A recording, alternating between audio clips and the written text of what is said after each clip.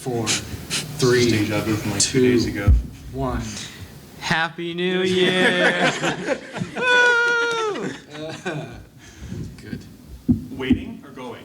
Going. Going, yeah, okay, cool. Wonderful. Hello, everyone. My name is Dr. Christopher Chiari. I'm a professor at Purdue University.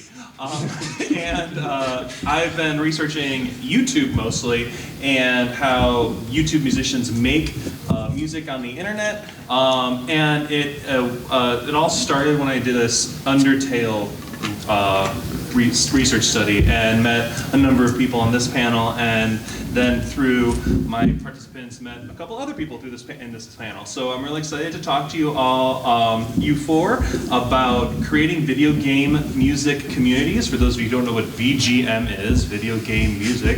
And who I've got on the panel here today is Ben Briggs, who's next to me. He's the founder of Tiny Waves and does a bunch of turning knobs. That's it. Next to him, Sebastian Wolf, the founder of Materia Collective. Next to him is Carlos Ini. Got it right. I did. Good. Congratulations. I practiced. And he is the creator of the Insane the Rain music thing. I am insane. Phenomenon. And next to him is Emily McMillan, and she is a project manager at the Materia Collective and does a lot of marketing and awesome stuff. So we're excited to be here to talk with you all. I'm going to give a few seconds to Sebastian to discuss tell us what Materia Collective is. I've been trying to answer this question for the last 4 years. In 30 seconds. Oh, goodness. So I don't have 4 years. Materia Collective is a video game music community label publisher. We empower our artists, other music professionals in the game and music industries to lead successful careers, and we empower them with resources, tools, and we put out and release a lot of music. Great, thank you. So empowerment through mushrooms make you bigger, right? It took you 4 years to develop that? I know, it's tragic. I'm disappointed. And a bunch of product placement, as you can tell. That's a little logo for Materia Collective. And then I'm going to ask Ben Briggs to tell us a little bit about what Tiny Waves is. I'm going to cop out. I just made these business cards, and I worked really hard on them. So Tiny Waves is a record label, but if I were to sum it up in a few words, electronic music, video games, and pop culture with a focus on uncompromising ethics. We're very artist first. We release lots of video game remixes. We do events in Orlando, Florida. We also bring our events to other conventions. Like we on Saturday night we have our cosplay rave at the Pose nightclub.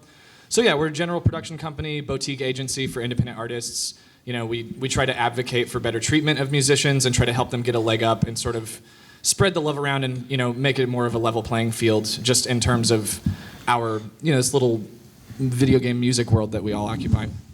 And for clarity, do you have to cosplay to go to the rave? You do not have to cosplay to go to the rave, and that is a branding confusion that I am very quickly learning is a thing. So yeah, just so you know, you don't have to. Please come to the show.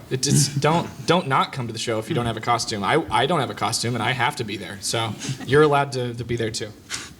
Great. And then so today's panel, I have 3 different major topics that I've found in my research. The first one we're going to talk about is kind of this idea of going at it alone and then being able to discover that there's actually this community that you can be a part of. The second one is getting to know communities and starting them and then figuring out where you might fit. And then the last one is how to balance both these people up here all have businesses that their communities are attached to. And how do you kind of balance the business along with the community, and then how that might flow into the physical world. So we're going to have a lightning round. We're going to start with Emily and go right down the line. And the first question is that I've noticed when I've talked to these people that there's this one moment where you discover that there's community of other nerds online. So what was that website or platform that you found that you first realized that there was this connection to other gamers? I think For me, at least, and I don't know if this is true for other people as well, there were kind of multiple stages there because you have something like OCR that I've known about for a while, but to me that was always kind of an other community that was not a community. It's like other people, not me.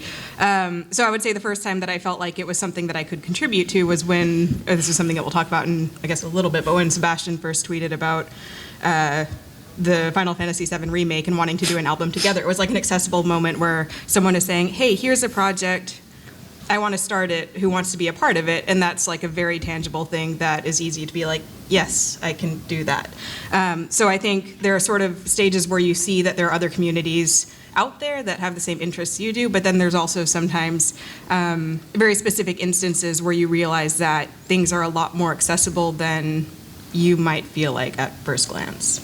Yeah.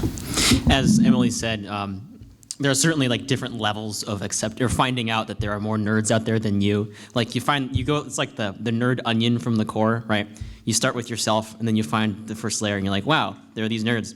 Then there are more nerds. And then there are even more nerds. Then you realize everybody's a nerd in the end, and it's a beautiful world. But for me, the specific website was vocal.com.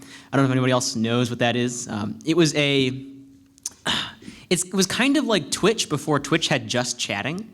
So essentially, like, people would get on with their webcams and just like stream themselves talking to the chat. That was essentially it.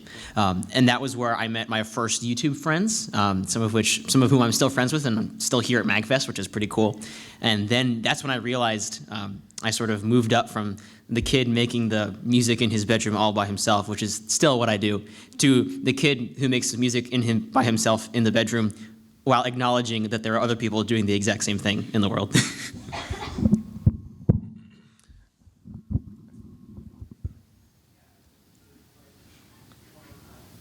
I'm still trying to figure out like which was like the impetus in the moment. I think for me it was much more of a discovery process of kind of like Carlos was saying, you know, there are just by the fandom and the passion that brings us all together to MAGFest, to events, to go celebrate something on our own terms, or even just as part of a broader music and fan community online. I think those are the links that all bring us together. So I wouldn't say I was ever part of like the Overclocked remix community on OCR. I knew about it, and to the extent that I was able to appreciate and celebrate alongside other remixers and artists and composers by enjoying their works, I felt like I was connected to the community.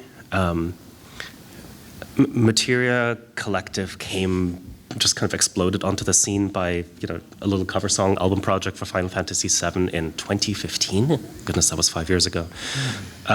Made a cover album, asked a couple of friends if they were interested, and we ended up with 192 people, 6.5 hours of music, a small project, and just kind of snowballed from there, all driven by passion.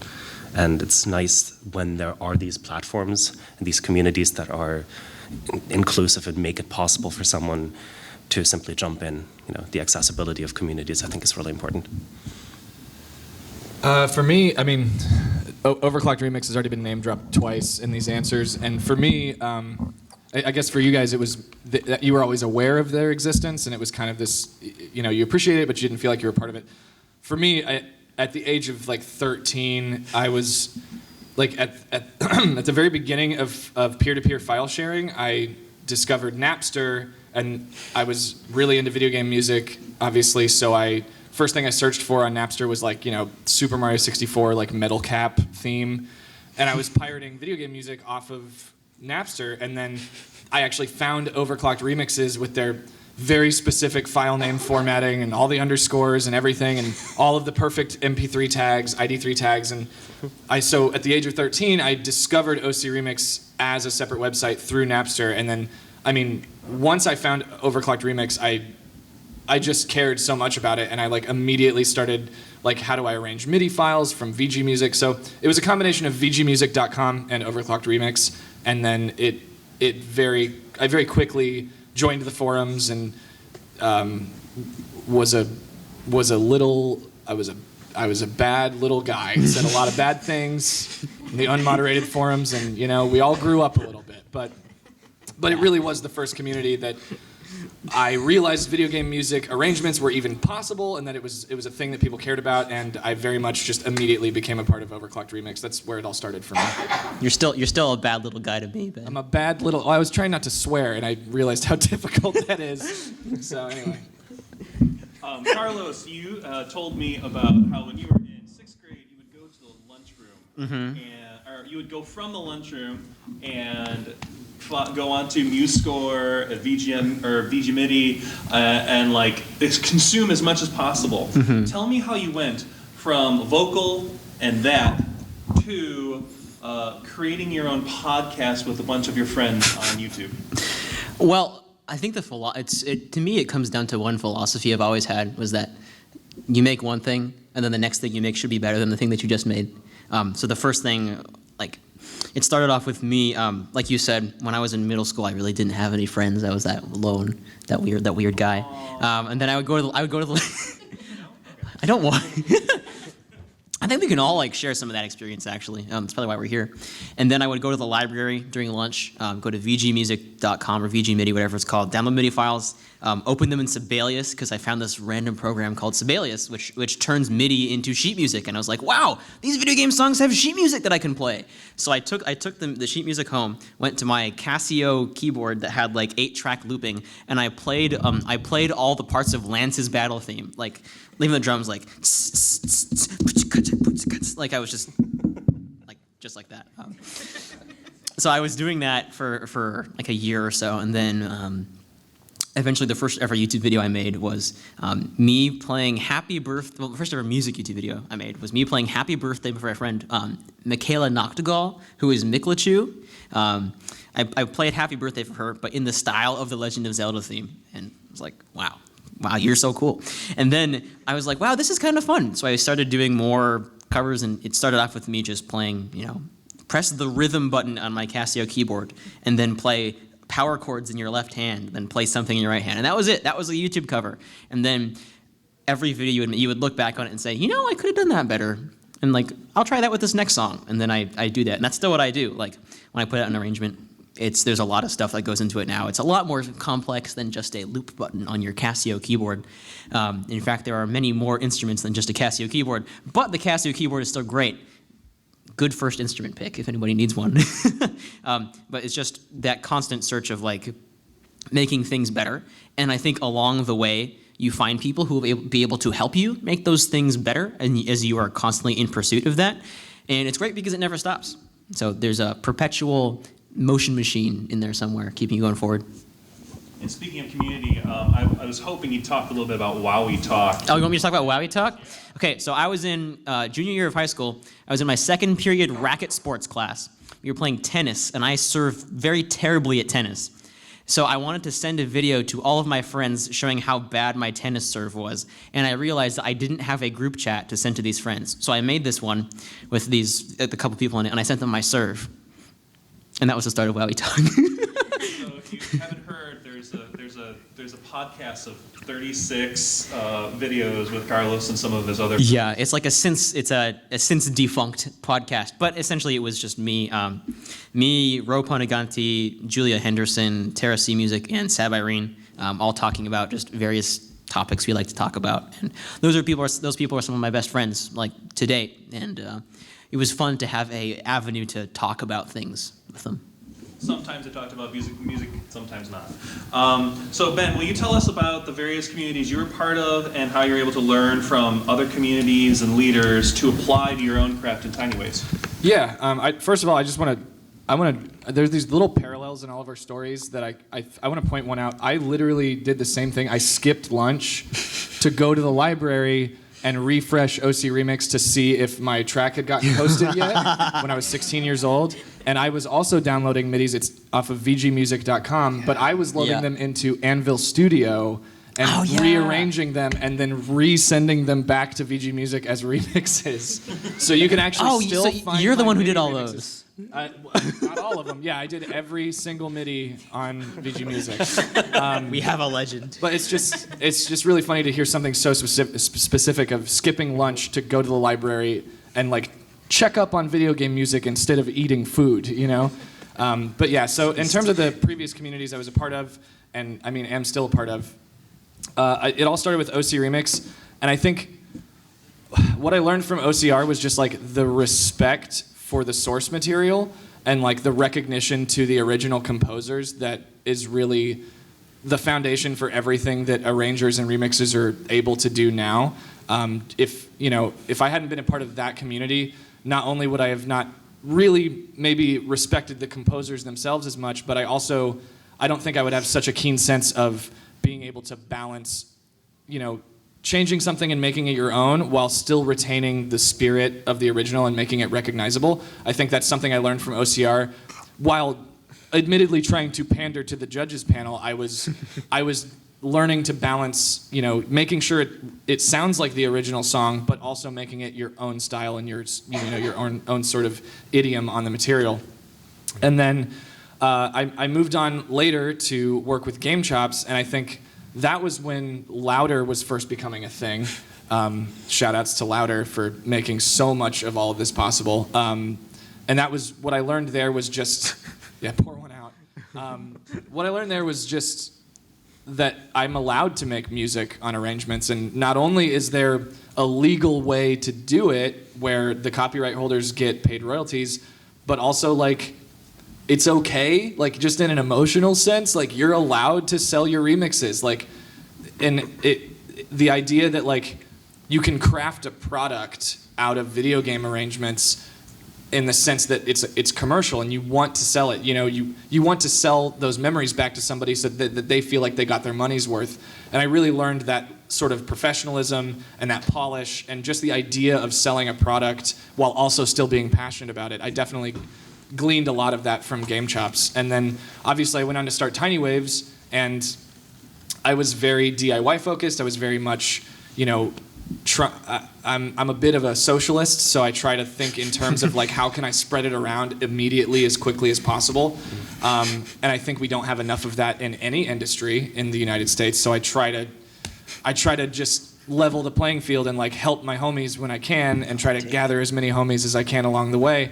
And then I guess speaking, if I can gush a little bit about Sebastian and Materia Collective, I think that what Sebastian sort of represents to what, in a lot of ways, what I aspire to be in terms of not only just like building a community that is like so insanely big and strong that it has legs of its own, but more specifically being able to offer any sort of guarantee to an artist that if someone comes to me and says, hey, I love Tiny Waves, I love the vision, I want to contribute, I want to be in a position where I have the influence or I have the ability to make them a guarantee and say, hey, if you work with me, I'm going to lift your career up in this way, like, or to this level. And I think Sebastian has positioned himself in a really inspiring way to where I'm just like, man, I want to be that dad, like I want to help people, and I want to be able to help people more immediately and more quickly. I want to be able to invest. So,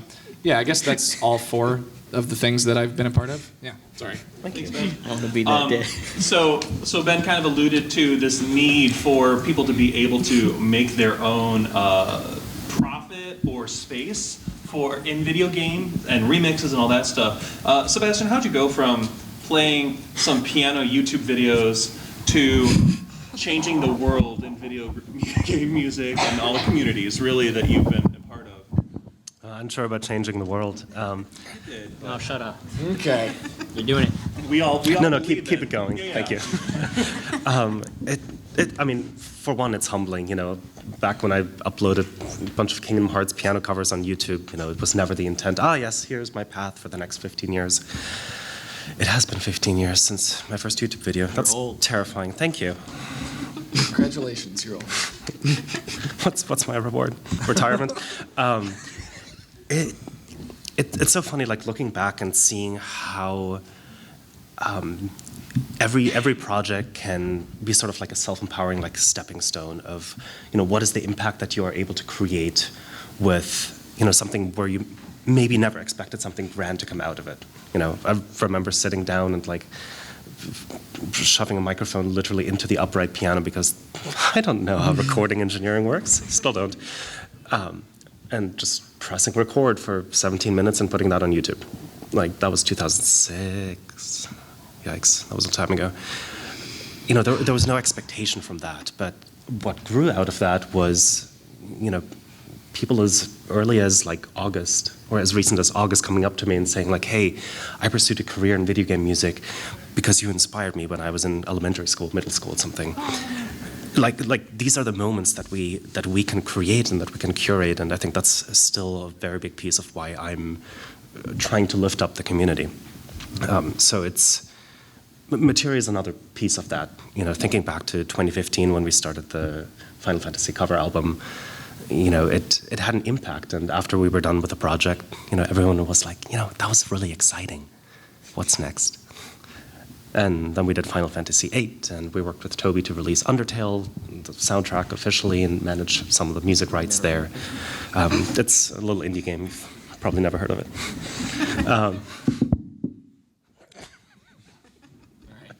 That's a cover. Do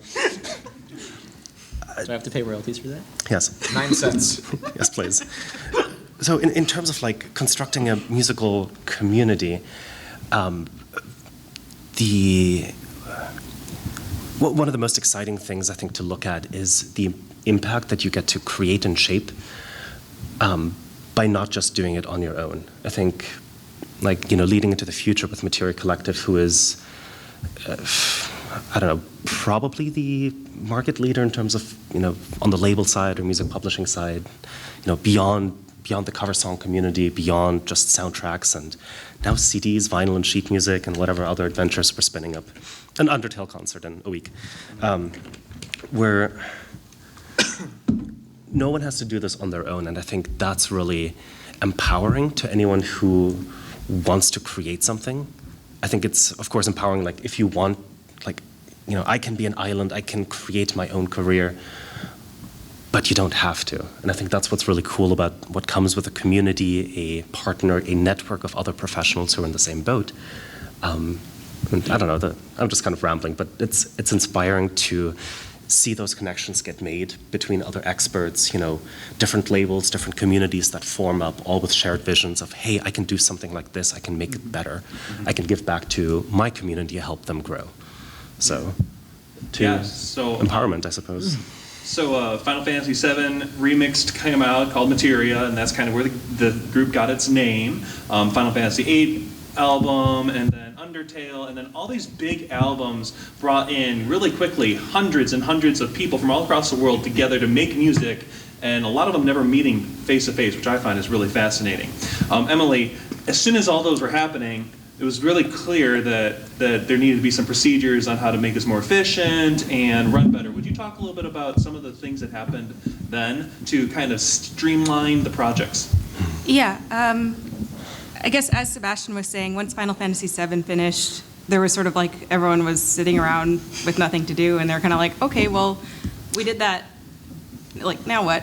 So we did Final Fantasy VIII, and then we did Undertale right after that. And then while Undertale was happening, that was Fallen. That was a huge, huge project. It took like the better part of a year to finish that up. So during that process, we also did other community albums at the same time, some smaller ones. We were working with Toby Fox, as Sebastian was saying. So there was a lot of things happening at the same time, which made it more difficult to treat Fallen the same way that we treated Materia and Successor, the Final Fantasy VIII album, because it was starting to be a couple of spontaneous albums work because it's like a spontaneous fun thing, but when you start doing things regularly, you start needing a system put in place so that people know what to expect. You know whether you want to have like quality standards on albums. If someone wants to do an album, you know you've got someone coming up in the community and saying, hey, I'd love to do a Majora's Mask album, which also happened. You want to make sure that this is like an album that people want to do, people want to listen to, you want to release. There is an aspect or an element of marketing to it, as well as organization and stuff like that, which is less fun to talk about, but also pretty critical as we were releasing more and more albums. So over the course of Fallen and for the next few albums, we started working on a structure where if community members wanted to direct albums, they would need to propose it. We would need to look at the marketability of the album. We wanted to make sure people just weren't releasing or wanting to release like their favorite soundtrack from the 90s on Game Boy kind of thing that no one had ever heard of, because as fun as that is and as nostalgic and personable as those soundtracks can be, you also have to realistically think, okay, we're putting a lot of money into licensing, into artwork, into stuff like that. We need to make sure that we can at the very least, kind of make that back at the end of the day, because there is an upfront investment there too. So that's what we worked on, starting with Fallen and over the next year. So it was a pretty long process. Great, thank you. And then so Fallen came out, and then a few months later, Ben and the people over Tiny Waves did this thing called Straight Out the Underground. Would you talk to us a little bit about how that project kind of influenced your community in Tiny Waves? Oh, God. I think we all agree that Undertale was like a phenomenon that sent waves through like every part of the gaming community. Like, Not tiny waves. very, very big waves.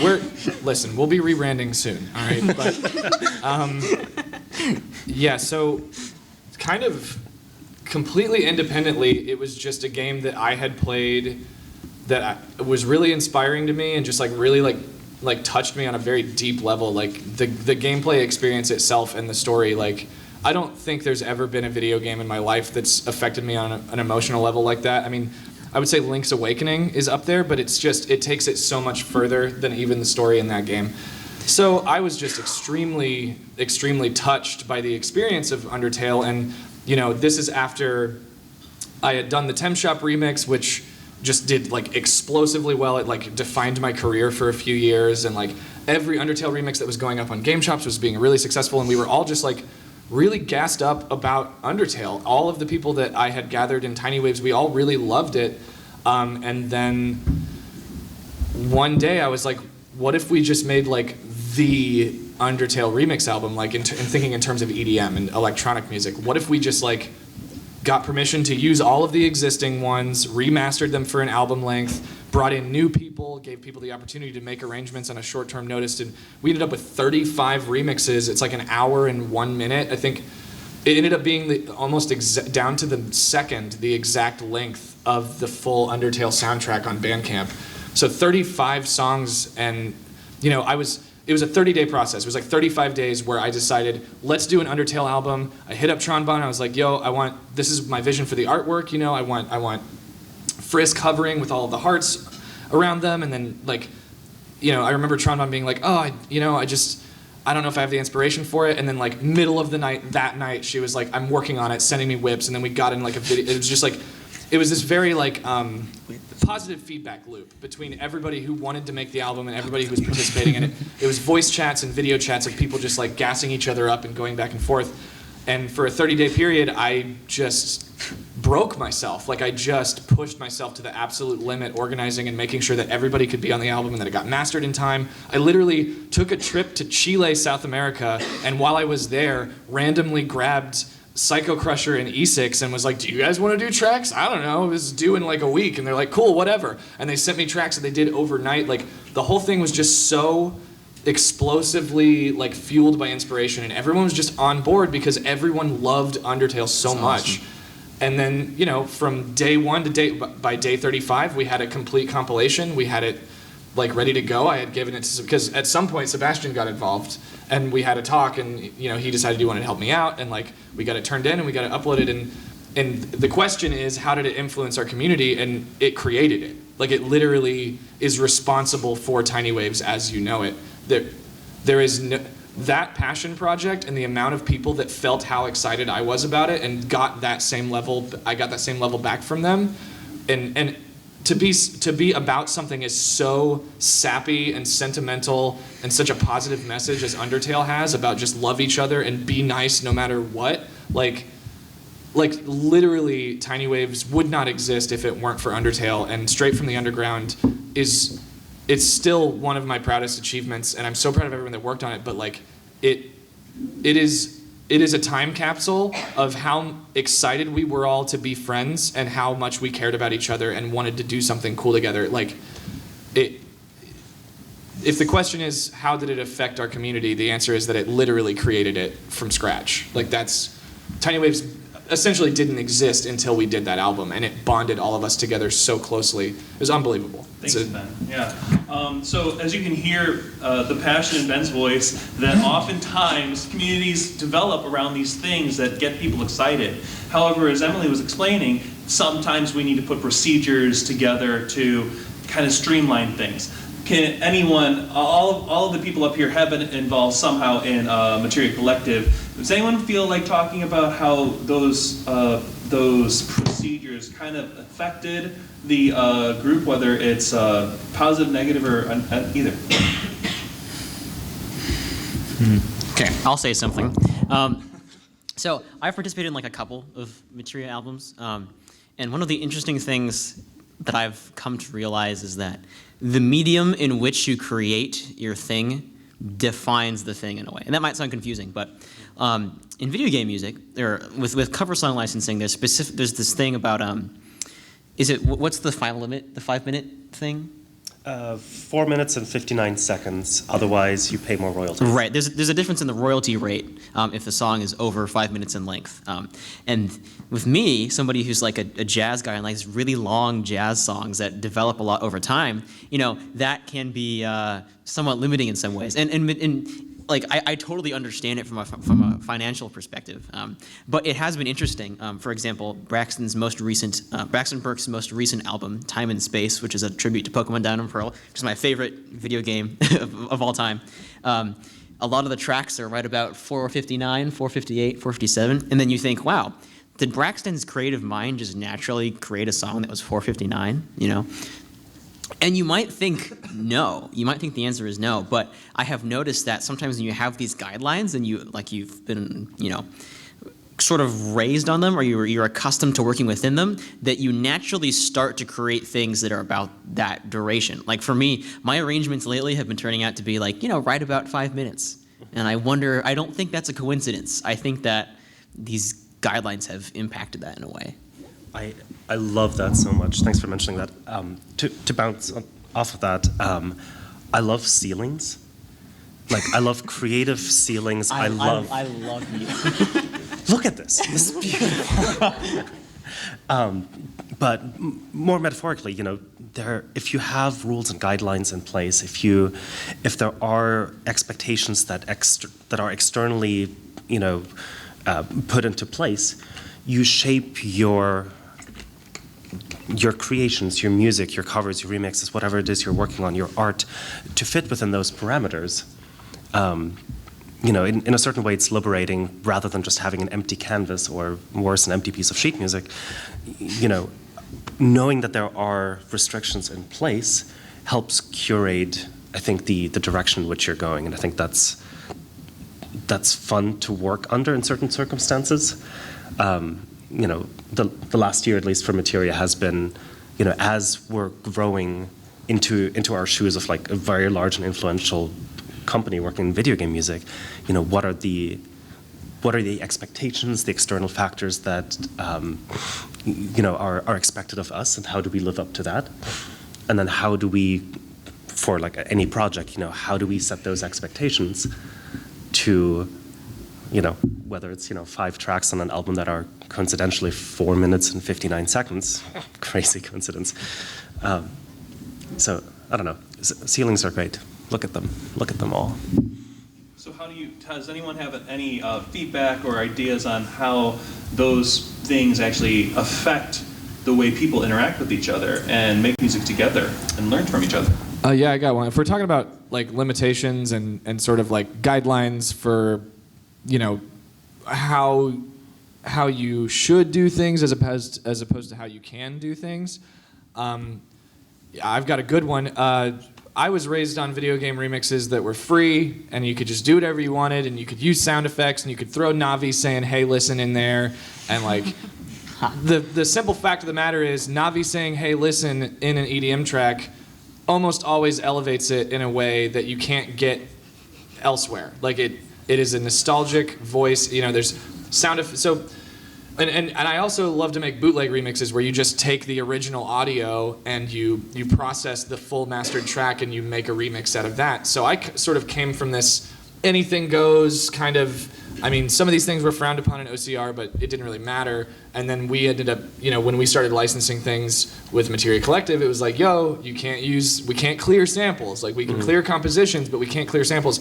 And it was literally a year-long process of multiple albums of being like, in the contract, like, you cannot use samples, you cannot use sound effects, very specific, and no matter how many people signed that contract, they came back to me like a little kid talking to their dad, like, do I have to? Like, but it sounds so good. And it's like, you literally cannot. I'm so sorry. And like, even myself, everybody who was working on those albums, we felt so much pain from not being able to put that perfect video game sound effect in there right before the drop, or like being able to sample the audio to make a bootleg. It was just like, it was just so many conversations of like even to when like we would talk about it, and then I would get the pre-master, and I'm like, you tried to sneak this by me, like I hear the sample in there. It's like, all right, I'll take it out.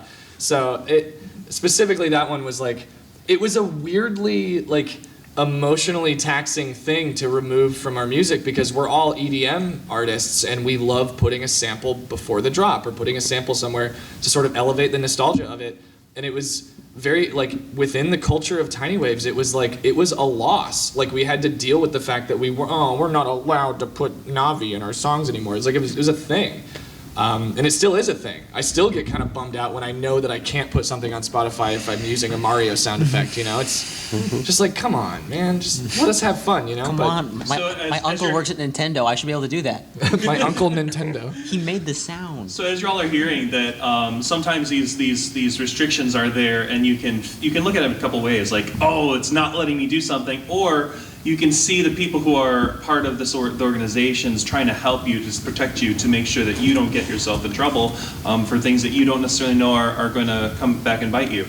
So in that realm, Sebastian, how do you balance being a CEO of this organization while also being a community member, and how do you balance those two things? Poorly. You're a CEO. By title alone, leading is really difficult, and I don't consider myself a leader, but it is like bestowed upon me with, like, I don't know, CEO and CTO and CFO and other hats that I get to wear for 80 hours a week.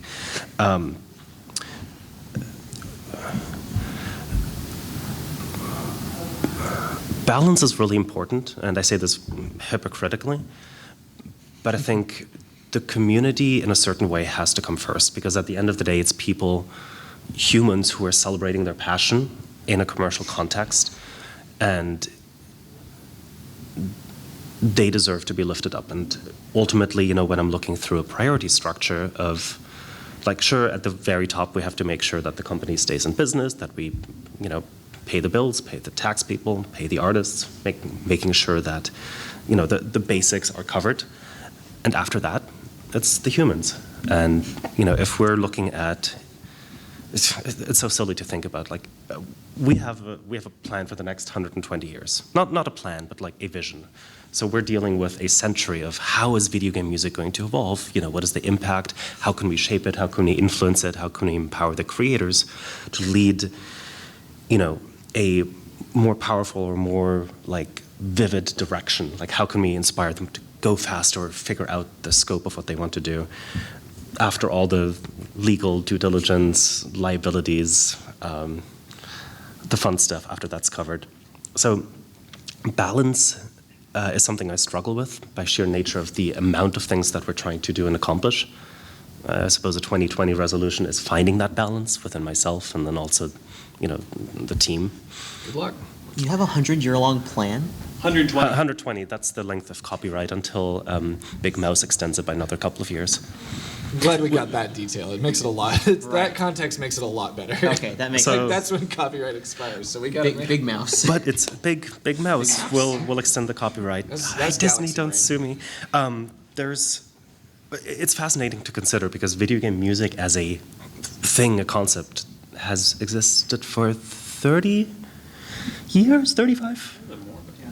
Pong doesn't count. Okay. Bleeps and bloops. But so you look at a time frame that is 4 times longer of what we already have had.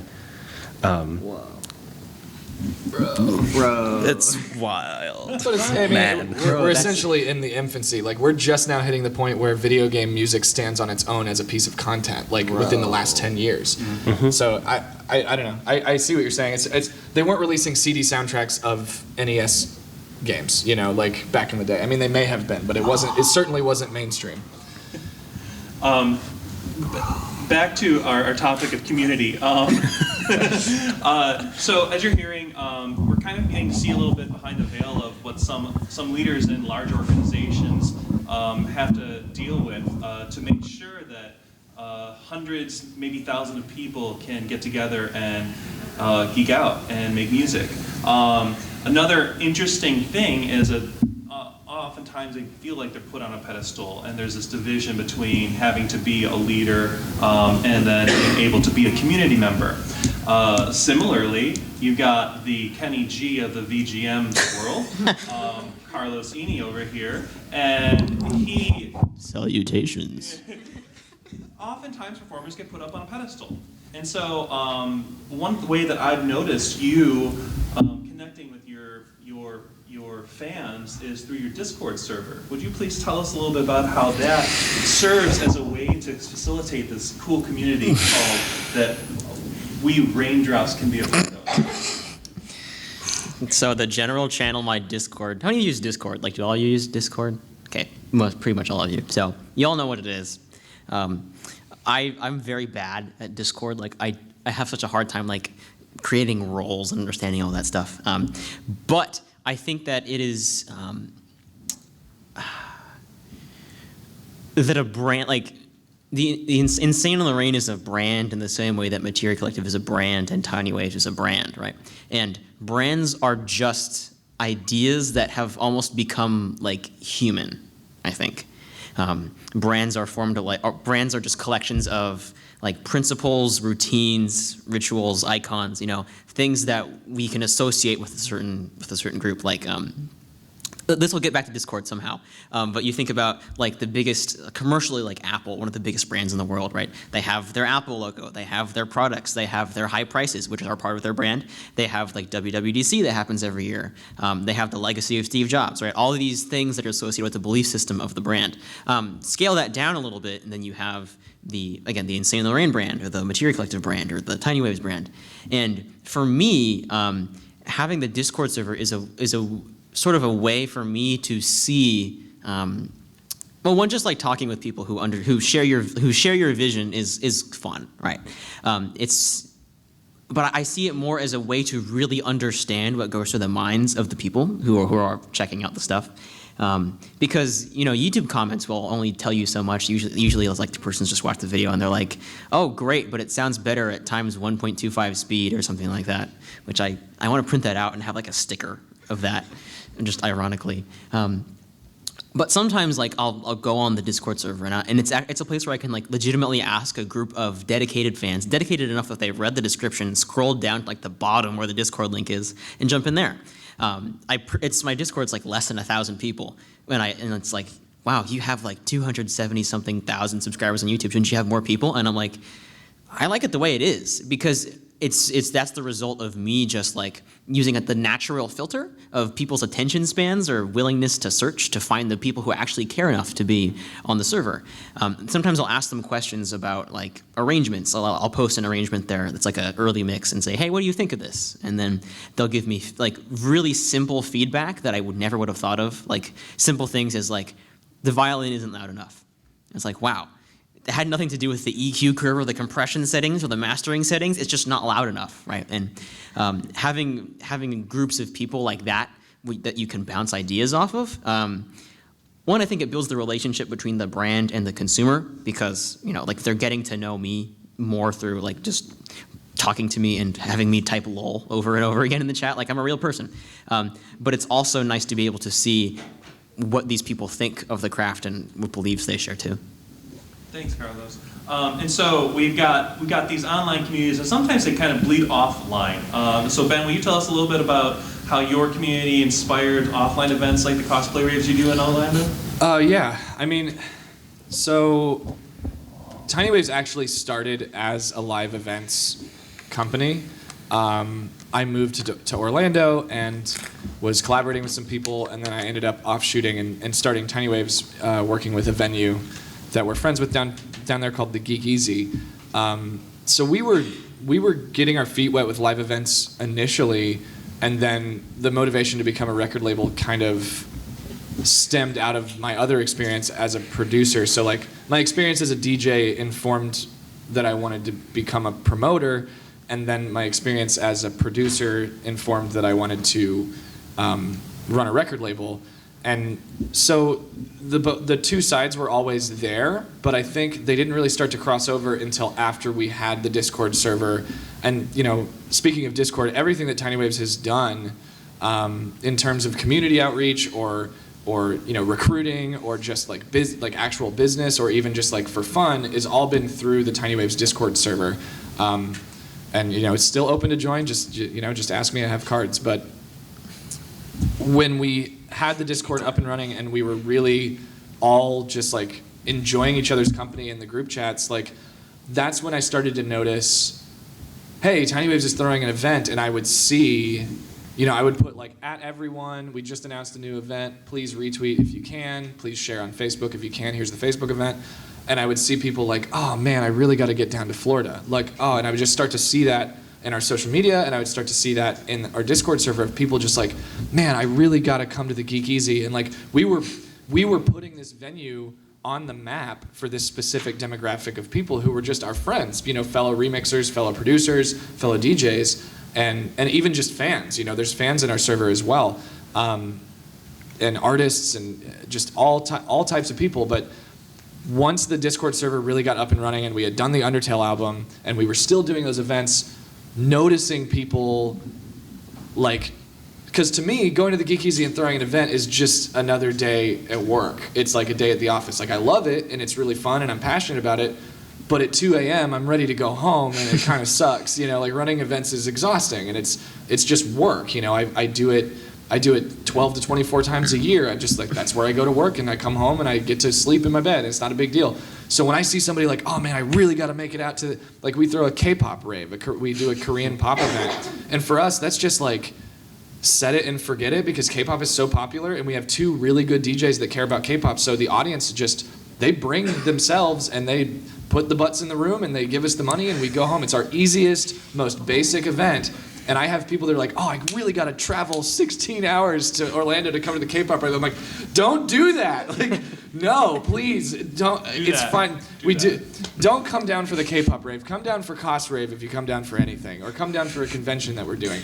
But the fact that people see what we're doing and they want to come down there is like, it's flattering and like it makes me want to do better when somebody says I drove 3 hours or I drove 3 hours from Jacksonville just to come to this show, or people that'll come to an event like a separate convention that we're doing and they'll buy a ticket to the con just to come to our one side event and then like bye, see you at K-pop and like go home.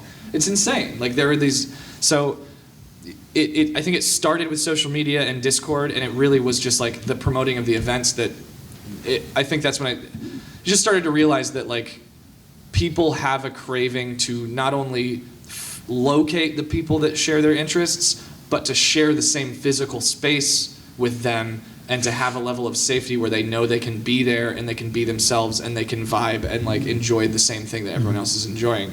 I'm happy to provide that. That's a great point, Ben. And so, Emily, will you talk a little bit about some of the Materia Collective events that have been in the physical world? Yes. So whenever there's like MAGFest, GDC, PAX, anywhere, there are going to be multiple Materia Collective people there. At this point, we're up to 600 or 700 people in our community, and they all do video game music in some form. So when we have events like this, there's going to be a collection of people, so we always try and organize meetups. This year, I think it's like Saturday at 11, where we can just say hi to each other, say hi to people who are interested in joining and stuff like that.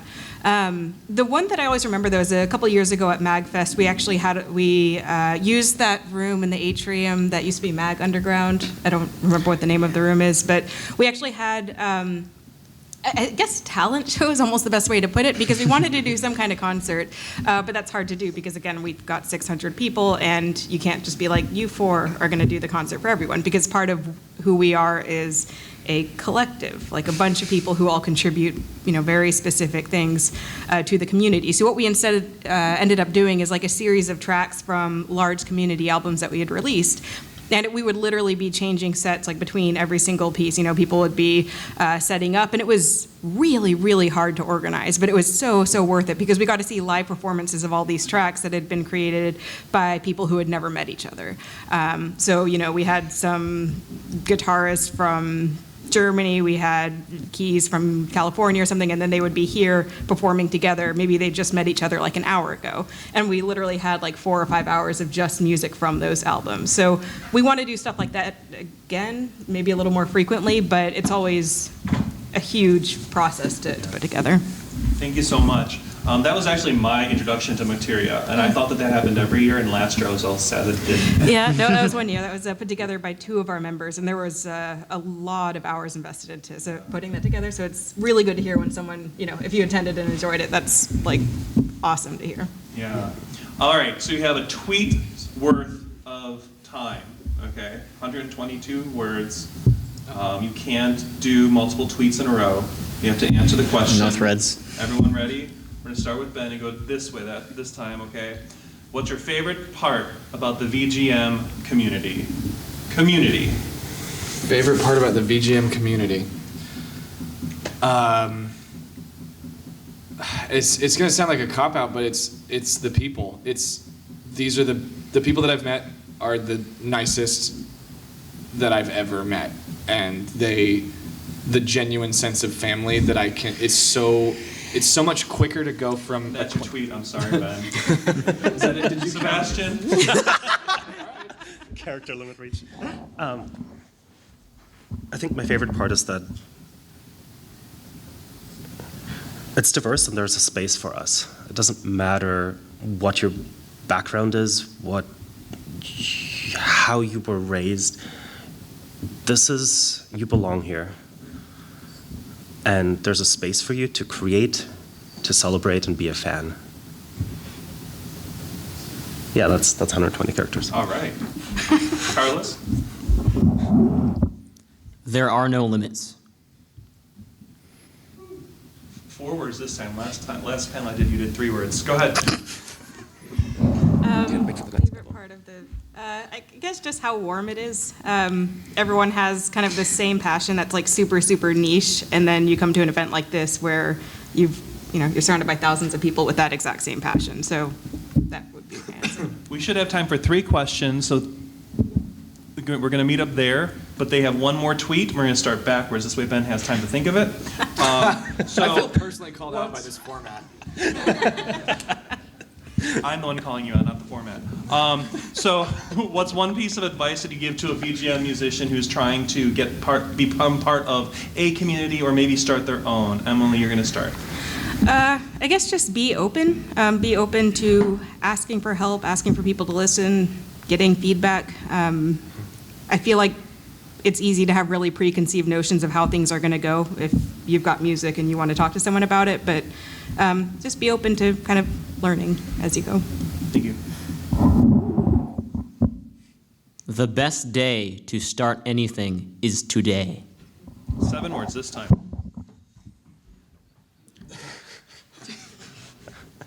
Know your goals.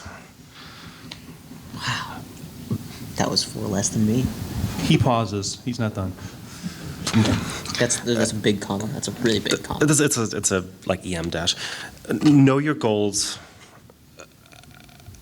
and know who you need on your team to accomplish them.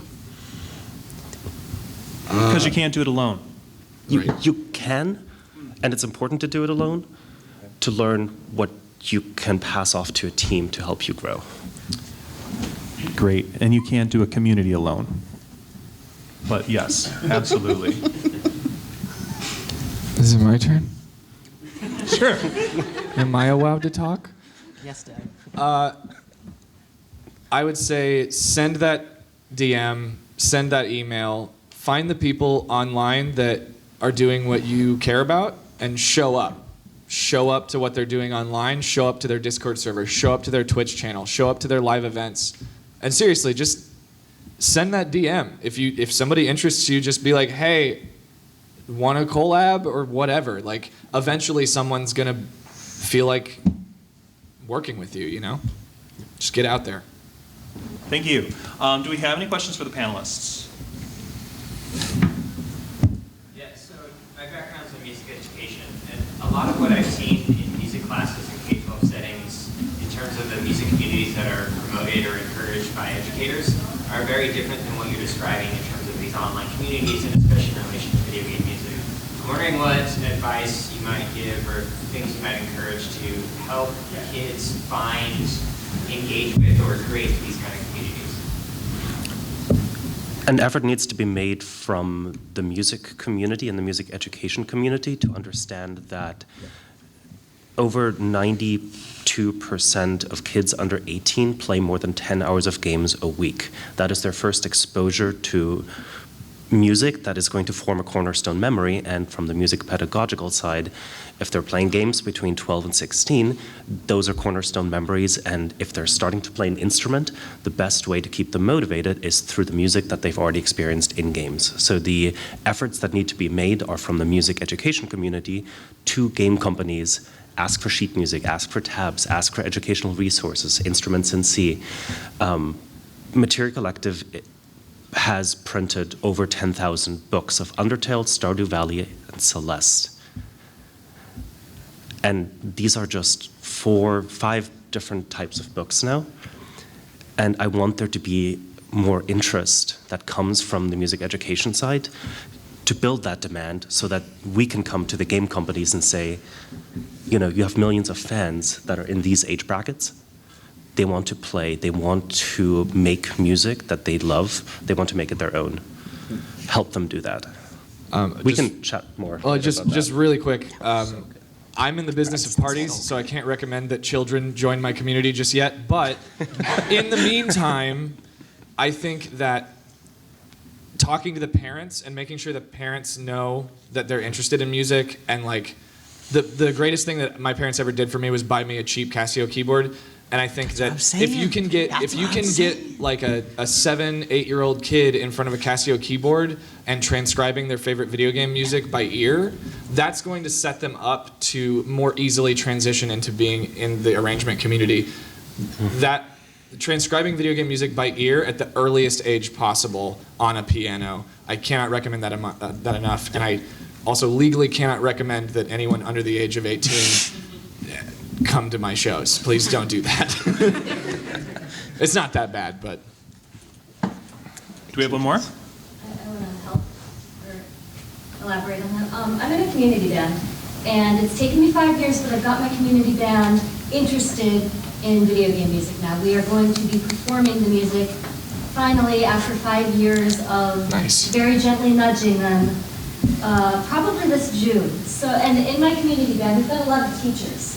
So it's worth your time, if you know anybody in a community band, reach out to them and ask them to play and show them video games that use classical music and classical sounding music. Show them his arrangements. VGM school. And then I think we have time for one more. Ben mentioned like pandering to the OCR judging. I sure did. All right, we're bringing it back.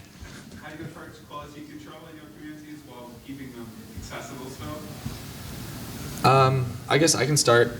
For us, you know, my rule is sounds good is good. And that's also just like the most important rule in production, period. If I like something, I don't have any restrictions on genre or style. I just, you know, I guess, so you're saying how do you balance quality control while also keeping it accessible? I think that's kind of something that you have to learn over time, and also everybody has a different idea of what quality is. I think for me personally, I tend to focus on the underlying arrangement and the underlying composition and sound design choices and even just instrument choices, because you can have a geniusly composed song that's mixed and mastered really poorly, and there's a way to fix that, it's called mixing and mastering, and you can do it. So I think a lot of labels that are in a similar position as mine, they tend to throw out the baby with the bathwater when they hear a bad mix. And I think that being able to hear like the nugget of inspiration behind the mixing quality is very important. And when it comes to video game remixes, I just tell people, if I can't immediately recognize the song within like 30 seconds, you did it wrong. Like, if I'm a fan of that music and I can't hear it, well, keep in mind we're an EDM electronic label, and if I'm curating an album, it's if I'm a fan of that music and I can't recognize it almost immediately, it's gonna get the likelihood of that getting skipped over by a fan increases so much. So unfortunately, it's 6:30. Everyone's Twitter is up here, so if you have a question, tweet them, and they might respond. I don't know. That's up to them. But thank you so much for your time. We appreciate it. Thank you all. Thank you.